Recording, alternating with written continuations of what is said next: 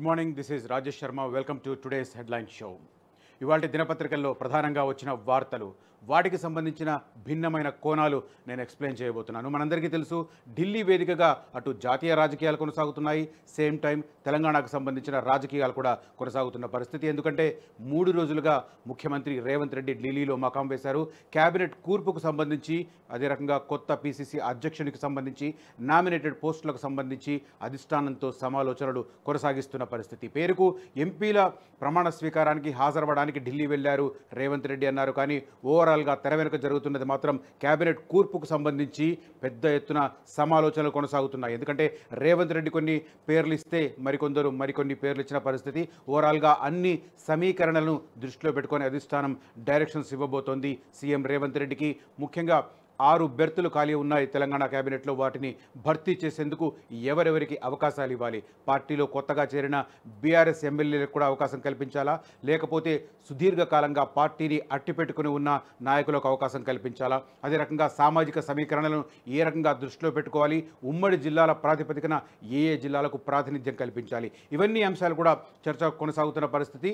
బహుశా ఇవాళ సీఎం రేవంత్ రెడ్డి హైదరాబాద్కు తిరిగి వచ్చే అవకాశం ఉంది. ఎందుకంటే రేపు ఆయనకు వరంగల్ జిల్లా పర్యటన ఉంది కాబట్టి ఖచ్చితంగా ఇవాళ ఈ సమాలోచనలు పూర్తి చేసి హైదరాబాద్ తిరిగి వచ్చే అవకాశాలే ఎక్కువగా కనిపిస్తున్నాయి. ఇక కవిత, ఢిల్లీ తిహార్ జైల్లో ఉన్న కవిత విషయంలో మరింత ఉచ్చు బిగుసుకుంటుంది అన్న వార్తలు వస్తున్నాయి. అసలు ఏం జరుగుతుంది అది కూడా ఇవాళ విశ్లేషించే ప్రయత్నం చేద్దాం. సేమ్ టైం ఫామ్ హౌస్ వేదికగా కేసీఆర్ మంతనాలు జరుపుతున్నారు. ఎమ్మెల్యేలు పార్టీ మారకుండా ఉండడానికి, పార్టీ ఫిరాయించకుండా ఉండడానికి ఆయన బుజ్జగింపుల పర్వాన్ని కొనసాగిస్తున్నారు. అయితే కేవలం బుజ్జగింపులకే పరిమితమవుతున్నారా, లేకపోతే ఇందులో మరేదైనా కోణం ఉందా? అది కూడా ఇవాళ విశ్లేషించే ప్రయత్నం చేద్దాం. ఇక జాతీయ స్థాయి అంశాల విషయానికి వస్తే, నిన్న స్పీకర్ ఎన్నిక సందర్భంగా కొంత కాంగ్రెస్ బీజేపీల మధ్య కొంత టెన్షన్ పరిస్థితి ఎదురైంది. అయితే ఆ తర్వాత కాంగ్రెస్ పార్టీ అనూహ్యంగా వెనక్కి తగ్గిన పరిస్థితి. కేవలం మూజువాని ఓటుతో, జస్ట్ వాయిస్ ఓటుతో స్పీకర్ ఎన్నిక పూర్తయిన పరిస్థితి. ఎందుకు మొన్న కొద్దిగా దూకుడు ప్రదర్శించిన కాంగ్రెస్ పార్టీ నిన్న ఉన్నట్టుండి వెనక్కి ఎందుకు తగ్గింది? సైలెంట్గా ఉండి మూజువాని ఓటు ద్వారా స్పీకర్ ఎన్నిక ప్రహసనం పూర్తయ్యేలా ప్రభుత్వానికి సహకరించింది. ఇట్లాంటి అంశాలు కూడా కొంత లోతుగా చర్చించే ప్రయత్నం చేద్దాం. ఓవరాల్గా ముందుగా ఇవాళ దినపత్రికల విషయానికి వస్తే తొలి వెలుగు చూద్దాం. తొలి వెలుగు ఈ పేపర్కు సంబంధించి మనకు కీచక పోలీసులు అన్న బ్యానర్ ఐటమ్ కనిపిస్తుంది. మహిళలపై అత్యాచారాలు, లైంగిక వేధింపులు, స్టేషన్కు వస్తే చాలు ఇక వారి పని అంతే. వరుస ఘటనలతో భయపడుతున్న మహిళలు, సీఎం వార్నింగ్ ఇచ్చిన డోంట్ కేర్. ఫ్రెండ్లీ పోలీసింగ్ అంతా ఒక పెద్ద డ్రామా. దందాలు, లైంగిక వేధింపుల్లో ఖాకీలే ఫస్ట్, పక్కలోకి వస్తే కేసు పరిష్కారం అవుతుందంట. నల్గొండ జిల్లాలో మహిళకు ఎస్ఐ బెదిరింపులు, తుపాకీ గురిపెట్టి కానిస్టేబుల్ అత్యాచారం చేసిన మరో ఎస్ఐ. తెలంగాణ పోలీసుల మీద మాయని మచ్చలు అన్న వివరాలు కనిపిస్తున్నాయి. చాలా దారుణమైన ఘటనలు గత 10 రోజులుగా కొనసాగుతున్నాయి. మరి ప్రభుత్వం ఏకంగా ముఖ్యమంత్రి వార్నింగ్ ఇస్తున్నారు, చాలా జాగ్రత్తగా వ్యవహరించాలని పోలీసు ఉన్నతాధికారులకు ఆదేశాలు ఇస్తున్న పరిస్థితి. కానీ గ్రౌండ్ లెవెల్లో పరిస్థితి భిన్నంగా కనిపిస్తుంది. కీచక పర్వాలు కొనసాగుతున్నాయి. అదే సందర్భంలో వరుస హత్యలు కొనసాగుతున్నా కూడా పోలీసులు నియంత్రించలేని పరిస్థితి, దుస్థితి నెలకొన్న పరిస్థితి. ఈ గణాంకాలు కనిపిస్తున్నాయి. ఇది జస్ట్ నేనేదో కామెంట్ చేయడం కాదు, మనకు గణాంకాలు కనిపిస్తున్నాయి. మహిళలపై అత్యాచారాలు, లైంగిక వేధింపులు, బెదిరింపులు, భూదందాలు, సెటిల్మెంట్లు, అక్రమ కేసులు, ఆదాయానికి మించి ఆస్తులు, ఇలా ఒకటేమిటి అన్నింటిలో తెలంగాణ పోలీస్ మార్క్. నేరాలకు అడ్డు అదుపు లేకుండా పోతుంది. సమస్యలు పరిష్కరించాలని పోలీస్ స్టేషన్కు మహిళలు వస్తే చాలు ఎలాగైనా వారిని వేధించు, భయపెట్టు, లొంగ తీసుకోవాలని ప్రయత్నాలు చేస్తున్నారు. అది కాదంటే బెదిరించి అత్యాచారాలకు పాల్పడుతున్నారు. ప్రశ్నించిన వారిపై అక్రమ కేసులు బనాయించడం, తుపాకీతో బెదిరించడం పరిపాటిగా మారింది. తాము చేసిన ఘోరాలు ఎవరికైనా చెబితే చంపేస్తామంటూ బెదిరింపులకు దిగుతున్నారు. తమకు మంత్రులు, ఎమ్మెల్యేల అండ ఉందని మమ్మల్ని ఏం పీకలేరని హెచ్చరిస్తున్నారు. ఇటీవల సీఎం రేవంత్ రెడ్డి పోలీసులకు వార్నింగ్ ఇచ్చిన డోంట్ కేర్ అంటూ రెచ్చిపోతున్నారు అన్న వివరాలు కనిపిస్తున్నాయి.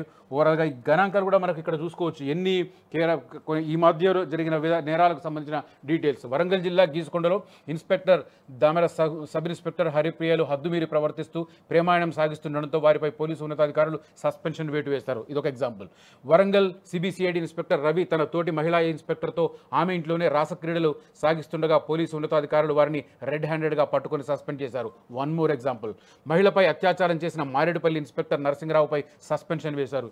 థర్డ్ ఎగ్జాంపుల్, తెలంగాణలో ప్రజాప్రతినిధులు, జర్నలిస్టులు, జడ్జిల ఫోన్లు ట్యాపింగ్ చేసిన వ్యవహారంలో 4 పోలీసు అధికారులు ప్రణీత్ రావు, భుజంగరావు, తిరుపతన్న, మాజీ డీసీపీ రాధాకిషన్ అరెస్ట్ అయ్యారు.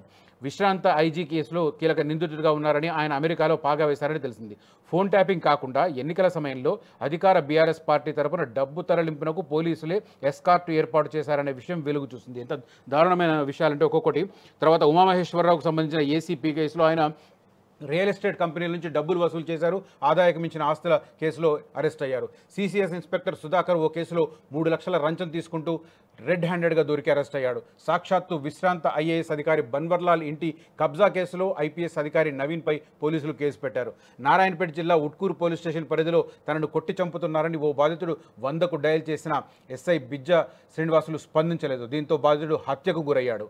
ఐఆర్ఎస్ అధికారికి చెందిన స్థలాన్ని కబ్జా చేసిన కేసులో ఎస్ఐ కృష్ణపై పోలీసులు కేసు నమోదు చేశారు. నిందితుడైన ఎస్ఐకు ఎమ్మెల్యే మద్దతు ఇచ్చారు. ఇవన్నీ కేసులు చదువుతుంటే ఆశ్చర్యంగా కనిపిస్తుంది మనకు. ఇన్ని జరుగుతున్నా మరి ఎందుకు గట్టి చర్యలు తీసుకోవట్లేదు అనేది ఇంట్రెస్టింగ్.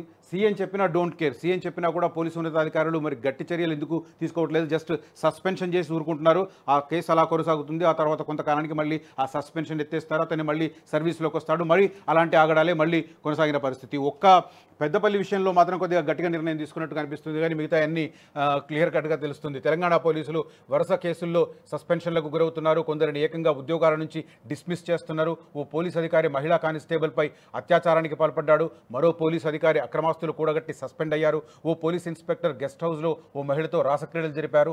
ఓ పోలీసు లంచం తీసుకుంటూ దొరికారు. ఇలా పలు వరుస కేసులు జరుగుతున్నాయి.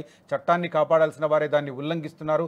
తెలంగాణ పోలీసుల నిర్వాకాలపై హోంశాఖ బాధ్యతలు చూస్తున్న సీఎం రేవంత్ రెడ్డి ఇటీవల తీవ్ర ఆగ్రహం వ్యక్తం చేశారు. అయినప్పటికీ పోలీసులు డోంట్ కేర్ అంటున్నారు. ఎస్, ఓవరాల్గా ఇది తెలంగాణలో శాంతి భద్రతలకు సంబంధించిన ఇష్యూ.